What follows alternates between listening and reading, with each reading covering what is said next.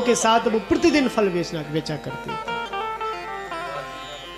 कई गोपियों के मुख से, कई नगर वासियों के मुख से उस फल विक्रीणी ने भगवान श्री कृष्ण की बहुत प्रशंसा सुनी, बहुत गुणगान सुना। आज उस फल विक्रीणी के मन में एक भाव प्रकट हुआ कि चलो मैं भी उस कन्हैया की छवि का दर्शन करके आऊं, कन्हैया के उस दिव्य छटा का रसपादन मैं भी करूं, जिसकी इतनी चर्चा होती है। जिसके पास जाओ वो ही कन्हैया की जिक्र करता है, जिसके पास जाओ वो ही कन्हैया की फिक्र करता है। ऐसा क्या है उस कन्हैया में?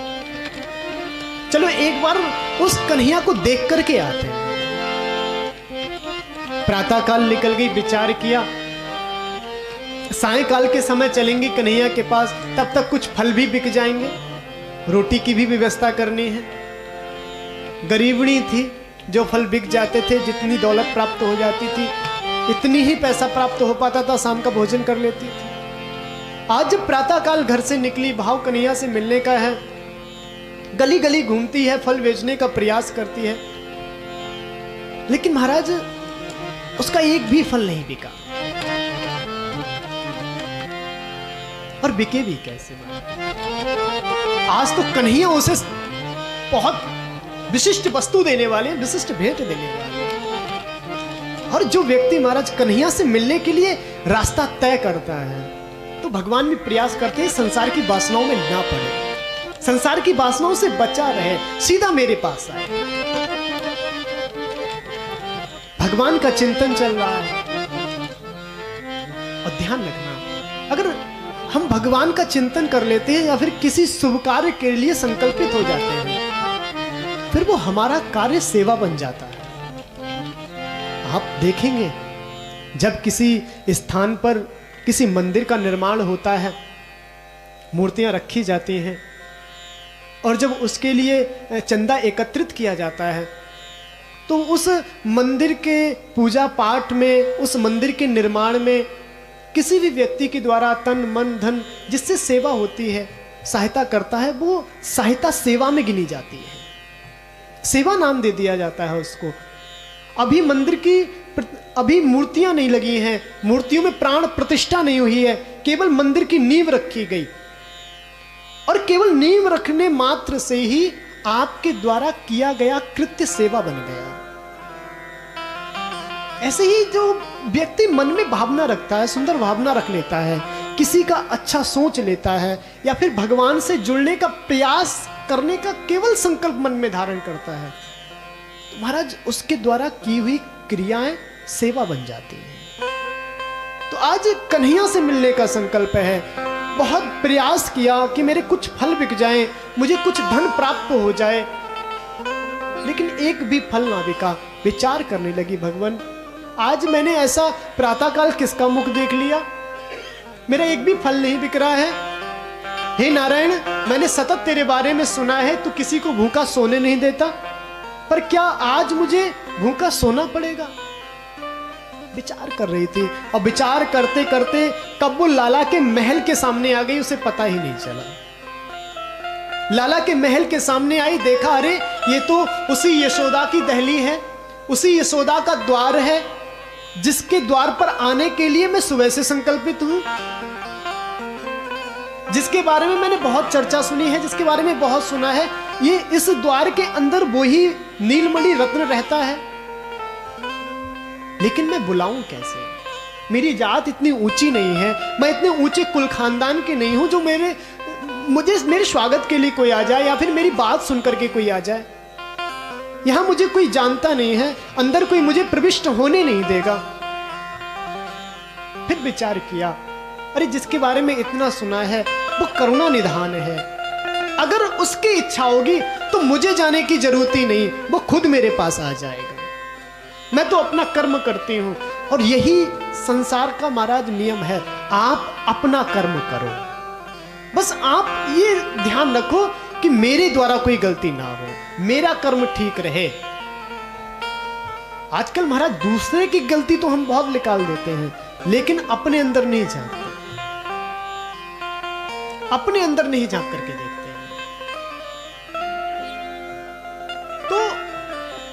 उसने विचार किया मुझे अपना कर्म करना चाहिए, तो वो गली गली चिल्लाती थी कि फल ले लो, फल ले लो। वो अपना कर्म करने लगी, चिल्लाने लगी। और जो इतने महाराज भाव से कन्हैया के चरणों में निछावर हो, कन्हैया कैसे रह सकते उससे दूर? नहीं रहा गया कन्हैया को, और आ गए उस फल विक्रीणी के पास। और जैसी छटा देखी कन्हैया की, मुग्ध हो गई। विचार करने लगी, ये तो महाराज चर्चा का विषय ही है। जो गोपियां गोप चर्चा करते रहते हैं, गलत नहीं करते, ये तो चर्चा करने योग्य ही है, इसकी चर्चा तो होनी ही चाहिए। इतनी दिव्य छटा, जीवन में पहली बार ऐसा सौंदर्य देखा था उस फल विक्रेता ने। वृद्ध अवस्था है। कन्हैया जैसे ही गए उसके पास, कहा मुझे ये फल की आवश्यकता है, मुझे भी ये नारंगी लेने हैं, मुझे भी आम्र फल लेना है। उसने कह दिया देखो भैया, फल तो हम आपको जरूर देंगे, पर इस फल का मूल्य लगता है, मूल्य चुकाना पड़ता है, इसके लिए आपके पास मूल्य है? कन्हैया भी कहने लगे भैया ये आप कौन से मूल्य की बात कर रहे हो? हमने आज तक तो ये शब्द ही नहीं सुना, मूल्य क्या होता है। मेरी मैया मुझे रोज माखन खिलाती है, कभी उसने मूल्य की बात नहीं करी। गोपियां आती हैं, मुझे बहुत से खिलौने दे जाती हैं, कभी उन्होंने मूल्य की बात नहीं करी। ये मूल्य क्या होता है? तो कह दिया अगर किसी वस्तु के बदले में जो वस्तु दी जाती है उसे मूल्य कहते हैं। तो फसल कट के ही आई थी कन्हैया के घर, बहुत से धान पड़े हुए थे, उनकी आंगन में ढेरी बनी हुई थी। तो कन्हैया ने कहा ठीक है, हमारे घर में बहुत सी वस्तु है, हमारे घर में बहुत सी धान की ढेरी लगी हुई है, हम आपको बुला करके दे देते हैं और उसके बदले में आप हमें ये कुछ फल दे देना। अब छोटे से कन्हैया है, छोटी सी अंजलि है। गए कन्हैया अंदर, और जैसे अब कन्हैया का दर्शन किया है महाराज उस फल विक्रीणी ने, विचार करने लगी ये गोपियां कितनी भाग्यशाली है, गोपियों को कितना निकट प्राप्त होता है इस ठाकुर का। गोपियां हाथ में खिलाती हैं, अपनी गोद में उठाती हैं इस कृष्ण को, चुंबन करती हैं माथे पर गोपियां। लेकिन मैं तो नीच जात की हूं, मुझे कौन स्वीकार करेगा, मेरी तो छाया से भी लोग दूर भागते हैं। हे परमात्मा, तूने मुझे इस कुल खानदान में क्यों पैदा कर दिया? कितनी धन्य है ये यशोदा, जिसे स्वयं कन्हैया अपने मुख से मैया मैया कहकर के पुकारते हैं। अरे कितना कानों में अमृत घुल जाता होगा जब कन्हैया मैया कहकर के पुकारते होंगे। हे नारायण, कभी ऐसा सौभाग्य मुझे भी दो कि ऐसा लाला ये ठाकुर कभी मुझे भी मैया कहकर के पुकार दे। समझ गए कन्हैया उसकी भावना को, विचार किया इसकी तो भावना पूरी होनी ही चाहिए। अंजलि भर ली धानों से, ठुमक ठुमक कर चलने लगे। मैया ने जो कमर में कंधनी बांध रखी थी, घुंघरू बज रहे थे, घुंघरू की आवाज आ रही थी।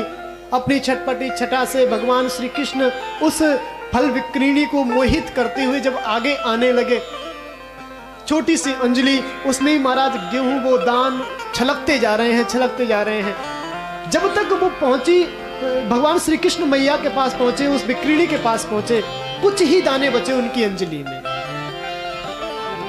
और भावना समझ गए थे भगवान श्री कृष्ण उसकी। कह दिया अरे मैया देख, मैं तेरे लिए मूल्य लाया हूं।